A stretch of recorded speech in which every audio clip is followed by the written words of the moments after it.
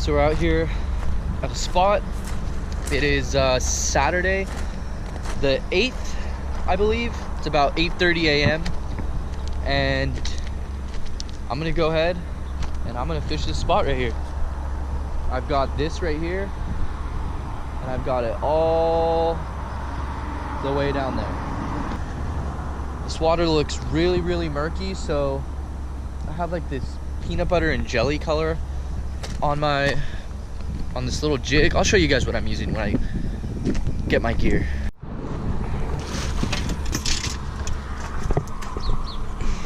So,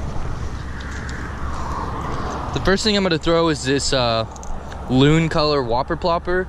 It's in the size 90, and all I'm throwing is some 12-pound Stren monofilament. And when you're working this bait right here, you just want to throw it out, maybe let it sit for a little bit, and then you just give it a nice retrieve. And when you're retrieving it, you will be able to tell the right retrieve because it's just going to give a little bloop, bloop, bloop, bloop, bloop, bloop. You don't want to go too fast. You don't want to go too slow with this whopper plopper. The right speed is critical with it. You'll know when it's the right speed. It gives a nice little pop and stays just above the surface.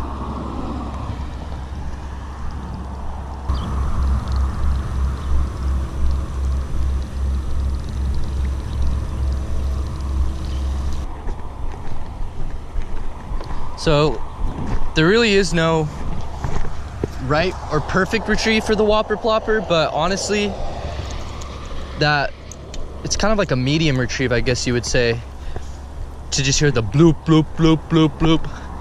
And using monofilament or braid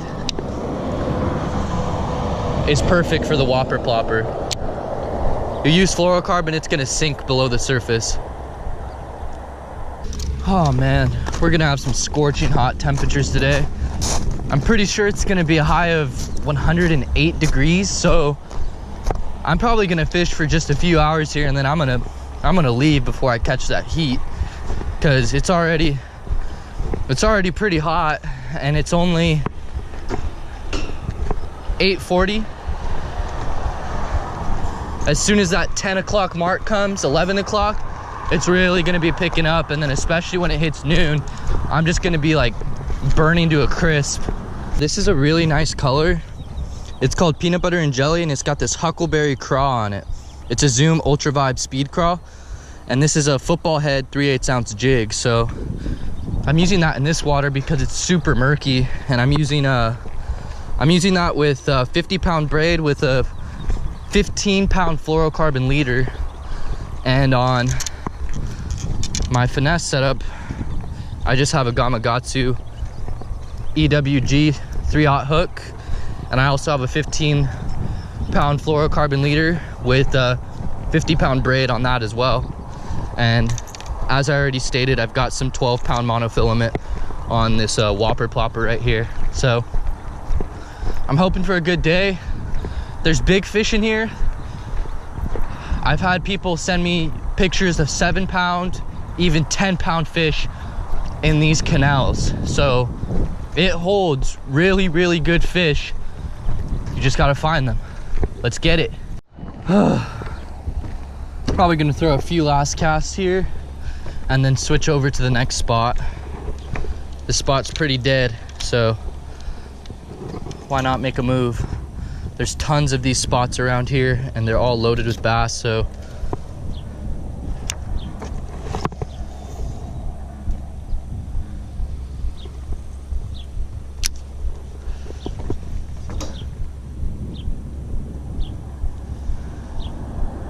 we're at the next spot. Oh, damn it. Still no bass for the morning, but we're gonna try and get on some right now. At the next spot, and we're just gonna walk all the way along and try and get some largemouths.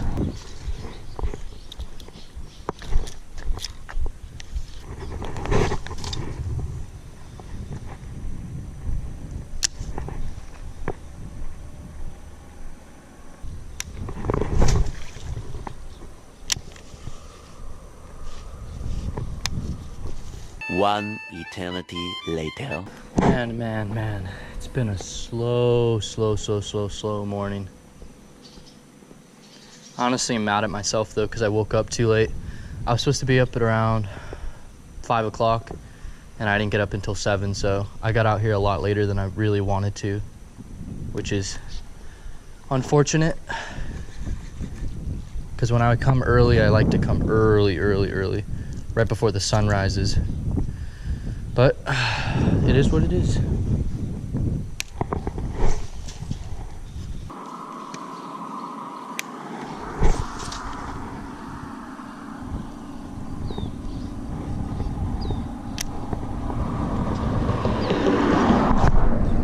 There's a fish. There's a fish. There's a fish. Little guy. Oh, there we go. On the jig. Little largemouth. It was right on the drop. Right underneath this bridge. Let me... Just a little tiny guy. Little dink. Not what we're after, but still a fish. There you go. Oh, there he goes. Wasn't too happy about that one. But what I caught him on was this little peanut butter and jelly football head jig, and I skipped it across underneath the bridge, and as soon as I reeled in my slack, he was on it. Sweet.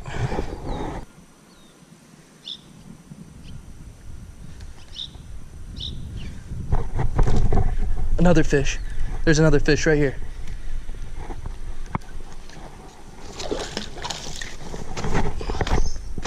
Nice. Another largemouth bass underneath this bridge. It's been a slow morning until I started throwing underneath this bridge right here with the football head. It's getting a little bit hotter in the day, so these fish are going to be stacked up along the shady spots or underneath any vegetation or cover they could find. Another little guy, but I'll take it. Any bass is better than no bass, but I may make a move and start heading down that way, but I want to fish this bridge for a little bit because I have a good feeling that there might be a mondo under here. So yeah, here's a little guy for the day. Well, let me take the little skirt out of him. Whew. All right, that's fish number 2. Try and see if we get on some more here. I'm trying to find a mondo underneath here though. Those little guys aren't what I'm looking for, but they're still fun. Cute little largemouth bass. I'll take them. Any fish is better than no fish. I'll take the small LMBs, I'll take the big ones, I'll take the in-between size, I'll take any LMB. Yeah, a jig is really good to throw underneath these type of bridges right here, especially a football head, because it just bangs up and makes a clack underneath all these rocks right here. And it's good to imitate like a little crawfish. And out here in California, we have like really vibrant red crawfish, and this peanut butter and jelly kind of imitates it. Out here, the jigs underneath the bridges will work well, or you could just go ahead and throw like a little creature bait on there with a tungsten weight or lead weight, doesn't matter. I'm gonna go drive to another bridge, see if we could find a little bit bigger of a fish than those 2 ones that I just caught. I'm gonna only bring 2 of my poles with me. I'll use a Senko and then this peanut butter and jelly jig, and we'll see what happens. Hopefully could land a decent sized fish. It's pretty hot out right now. It's about 100 degrees and it's only about 11:35. I caught those 2 fish back there underneath that bridge, but for the most part, the rest of the day I haven't had much luck. And one of my rods is out of commission because I casted it and it hit the bridge. So when my bait hit the bridge, my spool just bird nest. So I'm just gonna be using my spinning setup and possibly my other bait casting setup, depending on how the other spot looks. But I'm gonna hit this last spot and I'm gonna probably head home after that. I went ahead and threw on a red lipless chili crawl, and I'm just gonna burn it through this vegetation and see if I could get any reaction strikes out of these bass, these finicky bass. I just want a big bass. I want a new PB. I want a new PB so bad.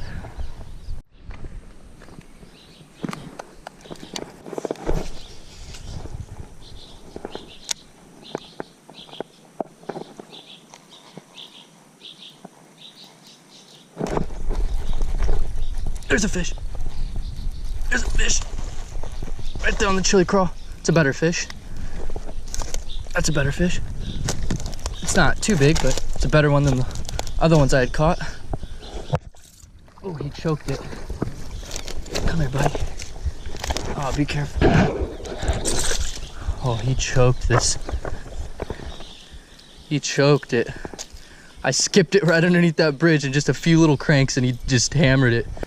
He like annihilated that thing. Jesus Christ. We're gonna go ahead and get this out of him. Gonna go ahead and let this little LMB go and try and get on some more. Let's get you back in there. Revive him. There he goes. Till next time. The fish are pretty finicky. Try and throw something at them that they may not be used to seeing.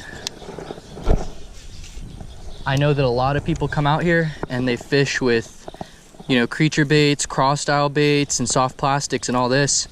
And so it's pretty pressured out here. So I thought I'd go ahead and just throw a lipless crank and just rip it through the grass and throw it underneath these bridges. And sure enough, that fish just took it after a few cranks. Throw something that they're not used to seeing. You never know what you're gonna land. Fun day so far. I'm gonna head out here pretty soon though. It's getting too hot for me and I'm getting hungry. Very, very hungry. But I wanted to pull a mondo. I wanted a bigger fish today. I mean, each catch I upgraded in size, so I would assume the next catch I make will be an upgraded size, which will be nice.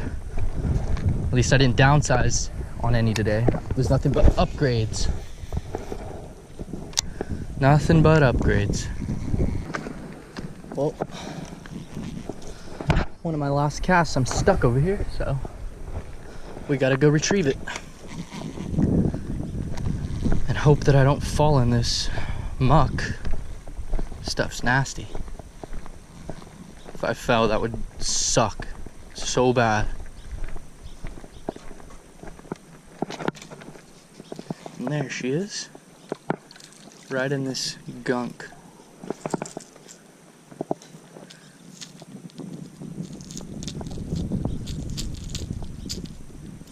Got you. It's gonna be one of my last casts of the day and I'm gonna head out. I had a pretty decent day. 3 little largemouth for a few hours of fishing. It's not too bad. Didn't catch any of the ones that I was looking for, but hey, largemouths are largemouths.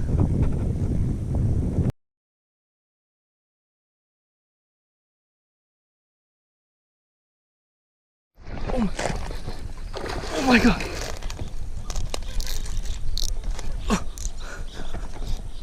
Oh my god. Oh my god. Oh my god. Oh my god. Oh my god. Oh my god. Oh my god. Oh my god. Oh, look at that fish. Oh my god. I'm shaking. Holy shit. Holy shit. Look at that fish. Look at that fish. This is like an 8-pounder. Oh my god. Oh my god. Oh my god. Oh my god.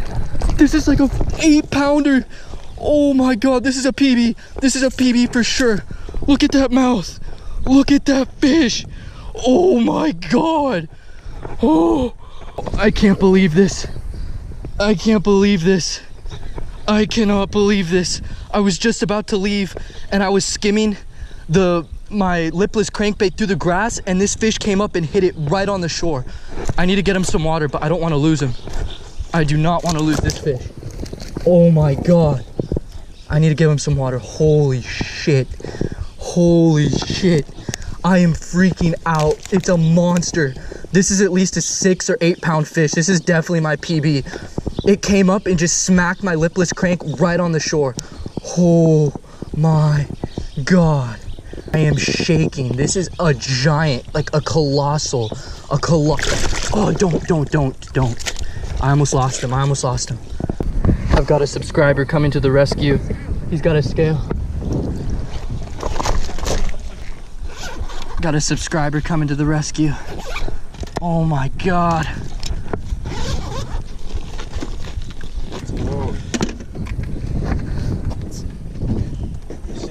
Oh, damn. Long, dude. Oh, wow. He's long. How long?